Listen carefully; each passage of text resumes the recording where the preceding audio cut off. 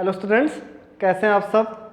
मैं विवेक मिश्रा, आपका economics teacher, और हम पढ़ रहे हैं क्लास 12th की इकोनॉमिक्स का तीसरा चैप्टर। इकोनॉमिक्स में हम फर्स्ट बुक पढ़ रहे हैं माइक्रो इकोनॉमिक्स की, जिसका तीसरा चैप्टर हम पढ़ने वाले हैं आज। इससे पहले हमने कुछ थ्योरेटिकल चैप्टर्स फर्स्ट और सेकंड कंप्लीट कर लिया, और उसके बीच में मैंने आपको चैप्टर 5 भी समझा दिया था, मनी के बारे में बता दिया था। ठीक है, तो आज हम देखेंगे चैप्टर नंबर 3। वैसे तो ये न्यूमेरिकल बेस्ड चैप्टर है आप लोगों का, लेकिन अब चूँकि क्लासेस नहीं चल पा रही है इसलिए मैं ऑनलाइन ही से पढ़ाने की कोशिश कर रहा हूँ। ठीक है, तो चैप्टर 3 हमारा है national income and related aggregates. ठीक है, मतलब हम किसी भी कंट्री की नेशनल इनकम किस तरीके से काउंट करते हैं, और उसके इम्पॉर्टेंट कुछ एग्रीगेट्स हैं, इम्पॉर्टेंट फैक्टर्स हैं जो कि उस नेशनल इनकम पे इफेक्ट डालते हैं। ठीक है, उनके बारे में देखेंगे। क्लियर। और एग्जैक्ट में नेशनल इनकम किस तरीके से काउंट होती है, हमारा चैप्टर नंबर 4 है, जिसमें आपको 3 मेथड बताए जाएंगे नेशनल इनकम काउंट करने के। तो आइए देखते हैं इस चैप्टर में हमको किन किन चीज़ों के बारे में जानना है। सबसे पहले तो हम देखेंगे कि नेशनल इनकम में काउंट किसे करते हैं, किन चीज़ों को हम नेशनल इनकम में काउंट करते हैं। तो इनकम मोस्टली 2 टाइप की होती है, एक होती है ट्रांसफ़र इनकम और एक होती है फैक्टर इनकम। क्या क्या? फर्स्ट है ट्रांसफ़र इनकम,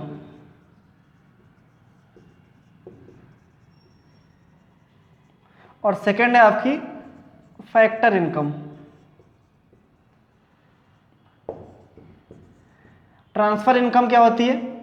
मतलब ऐसी इनकम जो विदाउट एनी वर्क हमको मिले। ठीक है, जैसे हम कोई काम नहीं कर रहे हैं, उसके अपोजिट में हमको कुछ ना कुछ पैसे मिल रहे हैं रिफंड में, तो ये हमारे लिए कौन सी इनकम होगी? Transfer income. अब इसमें आप रूम रेंट मत समझिएगा, क्योंकि आपने उसको अपना रूम रहने के लिए दिया है। इसमें इस इनकम में जैसे स्कॉलरशिप वगैरह, ऐसा तो नहीं आप स्कॉलरशिप लेने के लिए बहुत ज़्यादा एफोर्ड कर रहे हो, बहुत ज़्यादा मेहनत कर रहे हो, उसके बदले आपको स्कॉलरशिप मिल रही है। ठीक है ना, तो ऐसी इनकम जिसके बदले आप काम नहीं करते हो, उसके बावजूद आपको पैसे मिलते हैं, आपको पेमेंट मिलती है, उस इनकम को हम कहते हैं ट्रांसफर इनकम।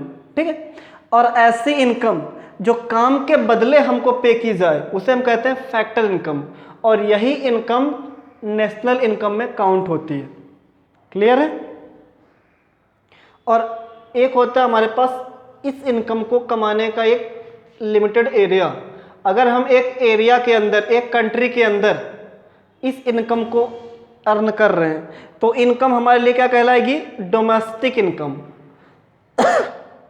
उसकी डोमेस्टिक टेरिटरी के अंदर अगर हम उस इनकम को अर्न कर रहे हैं, तो वो फैक्टर इनकम हमारे लिए कहलाएगी डोमेस्टिक इनकम। लेकिन अगर उस कंट्री के जो टोटल सिटीजन्स हैं, उनकी टोटल जो पॉपुलेशन है, वो उस कंट्री के अंदर भी और उस कंट्री के बाहर भी वर्क कर रही है, तो उनकी टोटल इनकम को मिला करके इट मीन्स कि इस डोमेस्टिक इनकम में वो जो net factor income from abroad है, वो इनकम जो एब्रॉड से कमा के लाई गई है, एब्रॉड से अर्न करके लाई गई है, एब्रॉड में गई है अर्न करके। ठीक है, जैसे कुछ लोग इंडिया के होंगे जो बाहर वर्क कर रहे हैं, ठीक है, लाइक अदर कंट्रीज में, फॉरेन कंट्रीज में वर्क कर रहे हैं, तो उन्हें हम बोलेंगे फैक्टर इनकम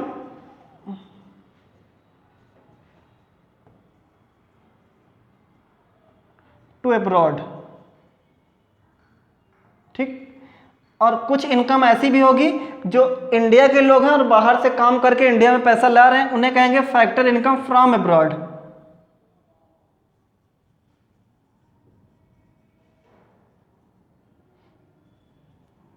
टू और फ्रॉम का अंतर है, आप देखिएगा। मतलब एक तो ऐसी इनकम है जो इंडिया से पैसे लेके जा रहे हैं, और एक ऐसी इनकम है जो इंडिया में पैसे लेके आ रहे हैं, इंडिया के लोग हैं।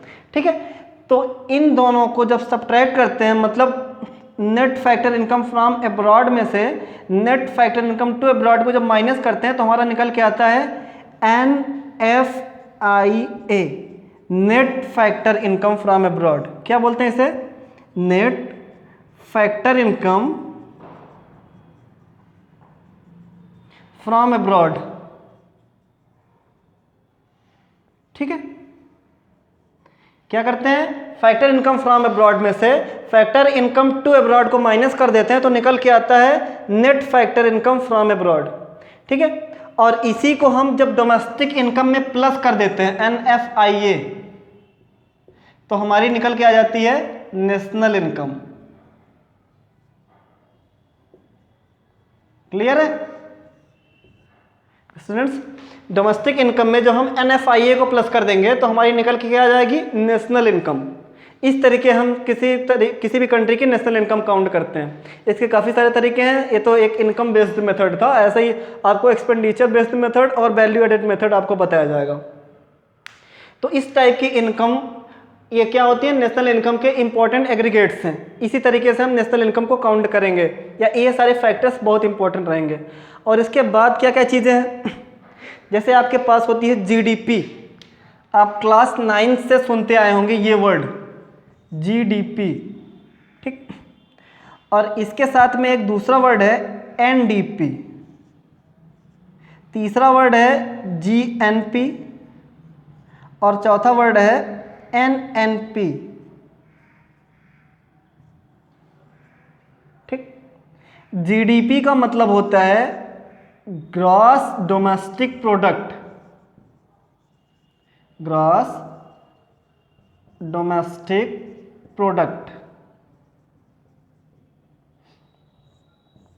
ग्रॉस डोमेस्टिक प्रोडक्ट का मतलब होता है किसी भी कंट्री का एक अकाउंटिंग ईयर के अंदर अर्न किया गया टोटल जो उसका प्रोडक्शन है, उसकी गुड्स और सर्विसेज की जो टोटल प्रोडक्शन है वही उसकी टोटल GDP कहलाएगी। लाइक इंडिया ने एक अकाउंटिंग ईयर के अंदर, इसकी जो फाइनेंशियल ईयर होती है इंडिया की वो क्या होती है 1 अप्रैल टू 31 मार्च। इस अकाउंटिंग ईयर के अंदर इंडिया के लोगों के द्वारा इंडिया की डोमेस्टिक टेरिटरी में जो टोटल प्रोडक्शन है गुड्स एंड सर्विसेज का वो हमारा इंडिया का GDP कहलाएगा, जो कि अभी काफ़ी ज़्यादा डाउन हो गया है, ठीक है। तो goods domestic gross domestic product समझ में आया, GDP मतलब किसी भी कंट्री का एक अकाउंटिंग ईयर के अंदर उस कंट्री के अंदर प्रोड्यूस किया गया टोटल गुड्स एंड सर्विसेज की वैल्यू होती है GDP। और इससे जो हम निकालते हैं NDP मतलब ग्रास चेंज हो जाता है नेट में, नेट डोमेस्टिक प्रोडक्ट क्या कहलाता है ये, नेट डोमेस्टिक प्रोडक्ट।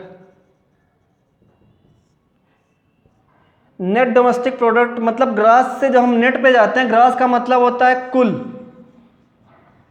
हिंदी में कहते हैं सकल, सकल मतलब कुल। इकोनॉमिक्स की हिंदी काफ़ी ज़्यादा टफ है। और नेट का मतलब होता है निवल, बिल्कुल शुद्ध शुद्ध, ठीक। जैसे कि ये मार्कर है, मार्कर की जो एग्जैक्ट वैल्यू थी वो थी 25 रुपये, बट एक साल के अंदर ये बिका नहीं, ठीक। तो इसकी धीरे धीरे प्राइस क्या होगी, कम होने लगेगी, गिरने लगेगी, गिरेगी ना, मतलब इसकी वैल्यू में कुछ ना कुछ डिप्रिसिएशन आ जाएगा। लाइक फिर ये 20 रुपये का ही अब वो शॉपकीपर सोचेगा कम से कम रेट में बेच के इसको हटाओ, नहीं तो अपने पास रखे रखे बेकार हो जाएगा। तो इट मीन्स इसकी जो एक्चुअल वैल्यू थी उसमें क्या आने लगा, डिप्रिसिएशन। तो जो हम GDP से NDP निकालते हैं तो क्या करते थे, GDP में डिप्रिसिएशन माइनस कर देते, तो हमारा आ जाता है NDP। क्लियर है? तो GDP से जब NDP निकालते हैं, यहां पे आप देखिए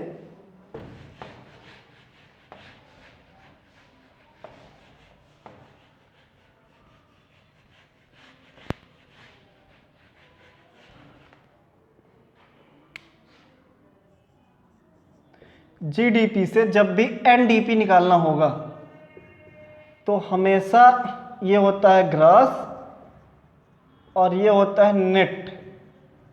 ग्रॉस में से माइनस कर देते हैं डिप्रिसिएशन, तो ये आ जाता है हमारा नेट NDP। और अगर NDP से हमको GDP निकालना होगा तो NDP में यही डिप्रिसिएशन क्या कर देंगे, प्लस कर देंगे, ठीक है। NDP में अगर हम डिप्रिसिएशन प्लस कर देते हैं तो आ जाता है हमारा GDP। इस तरीके से हम GDP से NDP निकालते हैं और NDP से GDP निकालते हैं, ठीक। और अगर हमको NDP से निकालना हो गया NNP, तो N तो सेम ही है दोनों साइड में, इसमें कुछ नहीं करना है। D सेकेंड वाला जो हमारा N है ये कहलाता है नेशनल, यहाँ पे नेट नहीं पढ़ना है। नेट हमेशा जो फर्स्ट वाला N है उसकी वैल्यू नेट होती है, उसकी एग्जैक्ट फुल मीनिंग नेट होती है। सेकंड वाले एन की मतलब, एन का मतलब होता है नेशनल। और जब भी आप डोमेस्टिक से नेशनल पे जाएंगे, क्या करेंगे, डोमेस्टिक से नेशनल पे जब भी आप जाएंगे तो डोमेस्टिक से नेशनल पे जाने के लिए मैंने क्या कहा था, NFIA क्या करेंगे आप, प्लस करेंगे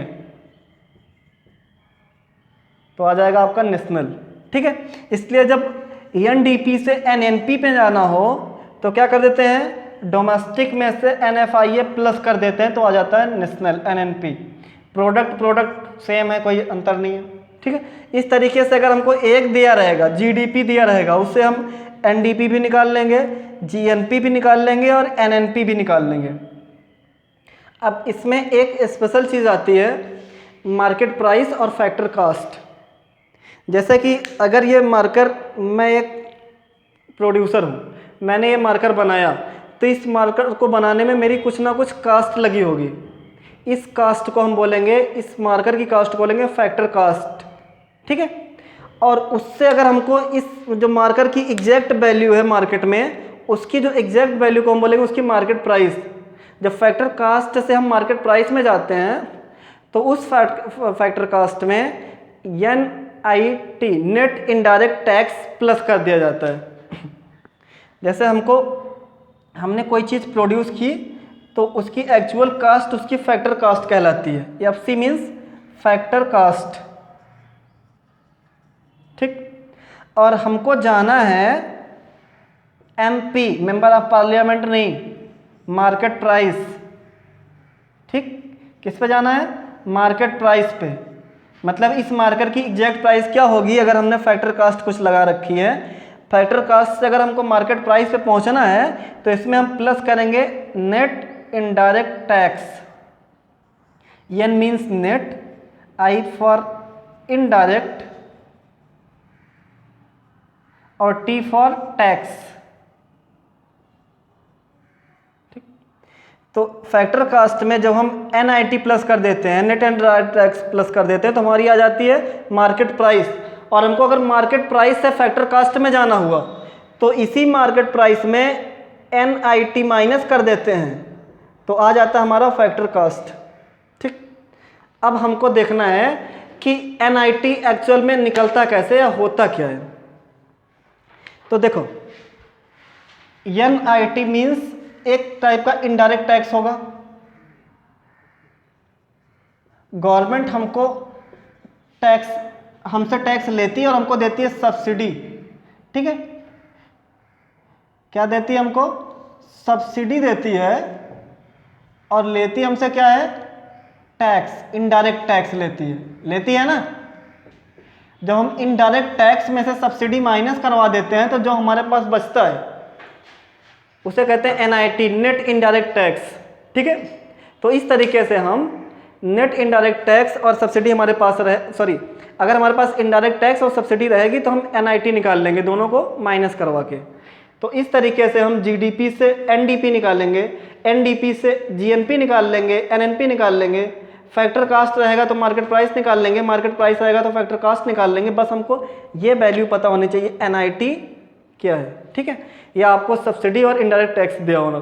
ठीक, इस तरीके से आप इन फार्मूलों से ये इस चैप्टर के जो न्यूमेरिकल्स हैं उसको सॉल्व करेंगे। मैं इस पे रिलेटेड कुछ न्यूमेरिकल्स आपको सॉल्व करवा देता हूँ जिसमें एक वैल्यू दी रहेगी, बाकी की 3 वैल्यू निकालनी रहेगी। क्लियर है? ओके स्टूडेंट्स, तो मिलते हैं अगले वीडियो में इसके न्यूमेरिकल के साथ। तब तक के लिए have a great day. Thank you.